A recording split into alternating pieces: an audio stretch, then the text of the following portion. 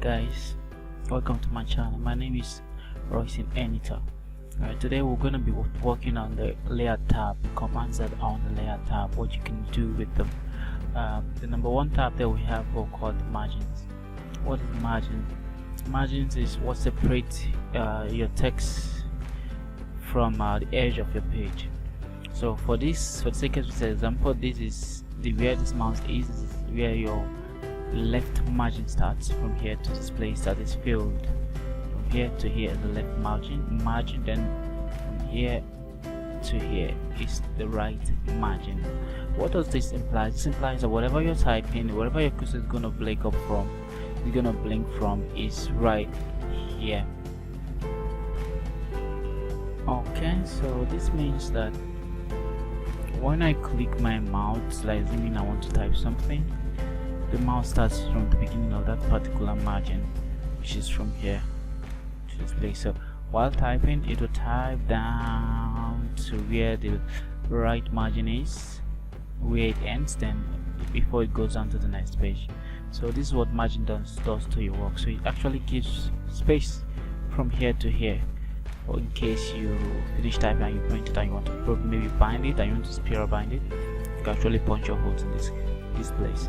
So this is one of the advantages of having margins around your work.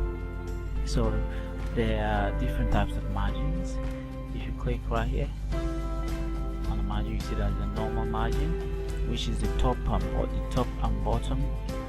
The top and bottom, they have 1 inch each, left and right 1 inch each. So if you want a very narrow margin, in case in the scenario whereby you type something and you want much more things to get into one page, you can use the narrow margin so that much things will come into that page that it already has. Alright, so we have the moderate margin. You can see the narrow margin has 0.5, 0.55 all around. We have the moderate margin that has 1 top and bottom 1, then left and right 0.75, 0.75. So all these here are margins that can be useful to you while using Microsoft Word to do your day-to-day jobs. Alright, so the next thing right there, we have the orientation. We've talked about the orientation before. Orientation gives you your page, it makes your page. There are two types of orientation, which are the portrait and the landscape orientation. Alright, so there's the portrait page, there's the landscape page. Alright, so whatever one you want to use, you use. This page right now that we're typing is the portrait page. So if we can make it landscape, you can see it's a little bit wider. Okay, so landscape is the opposite of portrait. Well, portrait is the opposite of landscape, so it goes hand in hand. Alright, so take it back. So zoom in. You can either hold the mouse, the control button, and roll the mouse button to zoom in, or you slowly come down to this place and just quickly zoom in and zoom out to the way you want it. Alright, so next thing that we have sizes. Paper sizes, we've talked about this before. We have different types of paper size. We have the later size, we have the legal, the executive, A3, A4, and so on and so forth. We've talked about this. If you want to learn more about this, just go back to the home, to the tutorial on home. You get more about what the size is, and also for the rotation and the margins also. Alright, and next thing here is the column. There's some time maybe you are typing and you will need to you need 1 or 2 orientations, 1 or 2 columns, sorry, to column actually allows you to divide your page into 2, probably your text on your page into 2 pages. Alright, so let's go down to, let me show you an example of this. Alright, let's bring the straight down. Okay, so let's assume we want this particular page on 2 columns, because right now it's on 1 column, so which is a normal typing page. So if we want it on 2 columns, what we need to do, if it's just this particular area, we need to just, let's highlight it. Now come to columns, let's come to layout and columns. Now you can see the 1 column is actually highlighted. So if we want 2 columns, you click on 2 columns. You can see the text has been split into two. So this is the heading. Let's bolded it from the okay. So this is column 1, this is column 2. But the other pages, the other parts of this particular page continues on one column. So in the event whereby I needed all to be on one column, I'll come here, let's undo it. Okay, on one column again. So let's say one in the just on the whole of this page. So you highlight the page, you click, make it 2 columns, and that is it. So we have 2 columns right here. Alright, so if you need more than 2 columns, maybe 3 columns or more, you can still do the same thing. You come take what, 3 columns. Alright, so these 3 columns. So this is how you add columns to your work in Microsoft Word. So in case whereby you need more columns, you can just click there, you take more columns, and you see different columns. You see columns to the left, columns to the right, and so on and so forth. And so you can also choose where the column should start from. See this section, which is the section I highlighted previously. Assuming I want it on this point forward, probably I will highlight a particular page or make a particular page active. I'll say from that point forward, as from that point down, it's going to be 2 columns.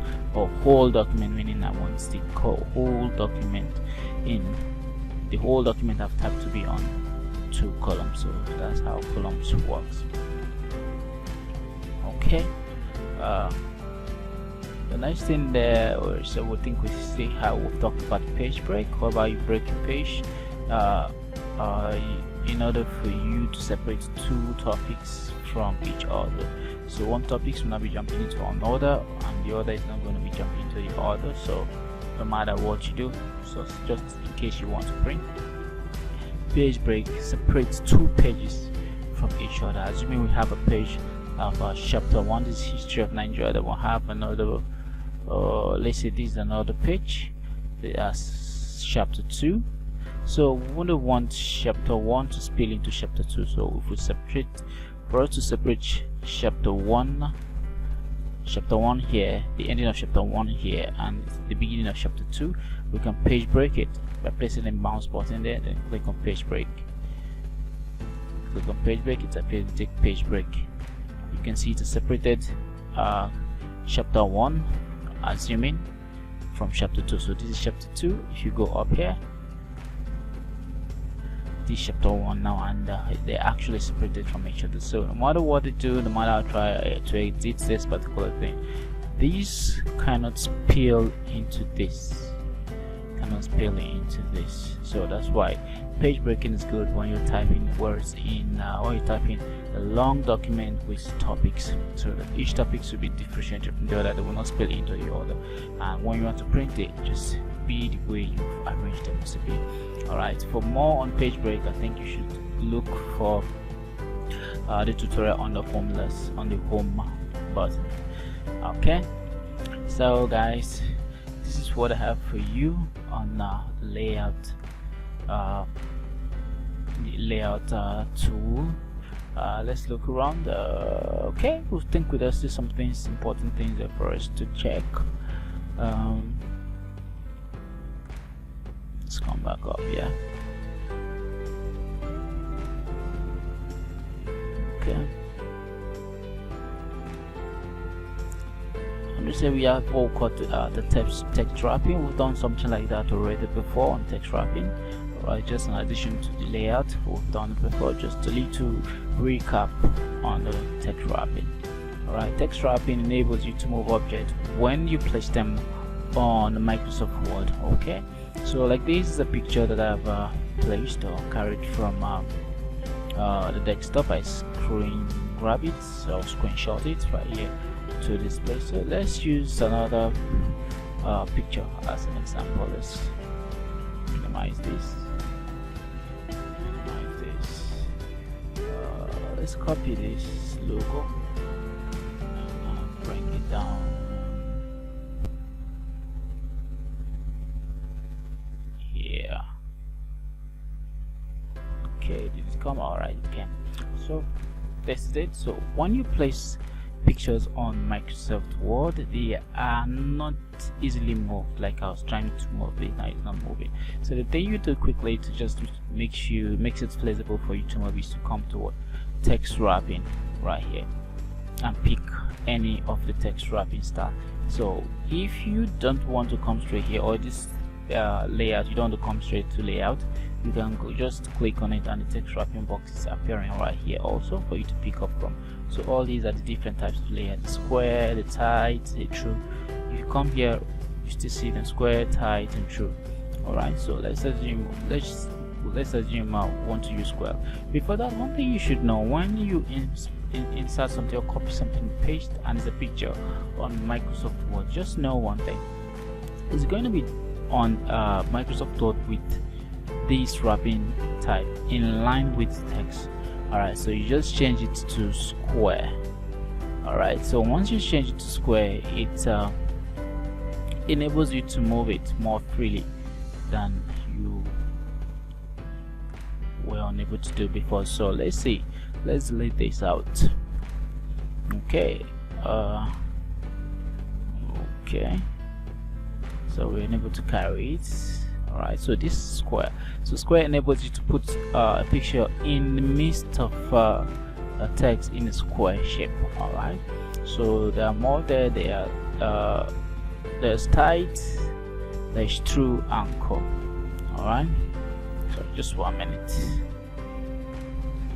Okay, so that's what text wrapping does. It enables you to, place pictures in the midst of text in different formats of the square shape, the tight shape, the true, the top or bottom, and so on and so forth, and enables you to move it with text. So you place it close to the text. When you move it to the object, the picture, it moves with the text fixed position on a page. It fixes it in a position that is keep your object in the same place on the page as text is added or deleted.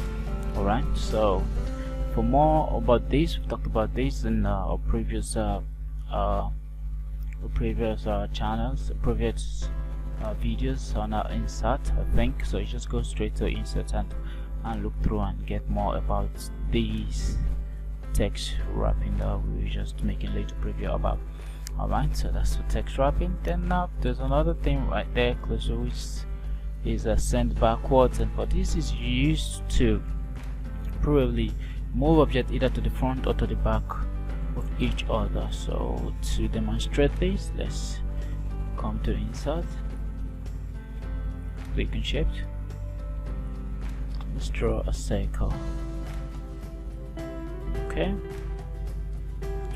take Ctrl D, that's to duplicate it. Okay, alright, give the first one a different color. You remember what we're talking on, what we are working on insert. Once you draw something, then the format part for you to work on that particular object is going to appear.